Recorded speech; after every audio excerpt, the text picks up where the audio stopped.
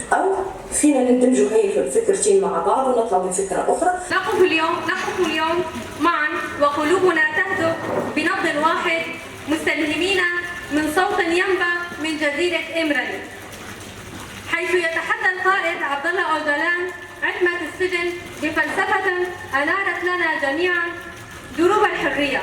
فقد أظهرت المرحلة المجتمعية التاريخية أن كل وحدة مجتمعية تتوافق مع النسيج السيسيولوجي للمجتمعات وتمنحه الأمل، وأصبحت منبعا للميلاد الحضارات الجديدة.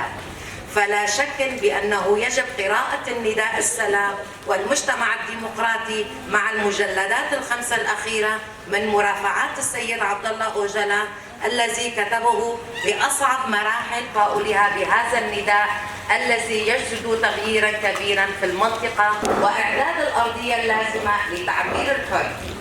يعني أجل ميناك كيفاني عم ببن بودني كوسالوك رسال جن كريا جن جيان عزادي ويا ميناك جشورش الجن لتبهيج معني مثلا رجالات النبيضة يجي كانت مرجبات الكردة. ميلاد القائد هو ميلاد كافة الشعوب المضطهدة، كافة الشعوب التواقة للحرية، وخاصة ميلاد المرأة. الروحي والداعم الأساسي للمرأة الكردية بشكل خاص والمرأة العربية بشكل عام. قال القائد قضية المرأة أصعب من قضية الشعب الكردي لأنها العقدة الأصعب التي تشغل بال العالم جميعا. حبينا نحكي معكم على مبادرة السلام والديمقراطية التي أطلقها القائد عبد الله أوجلان.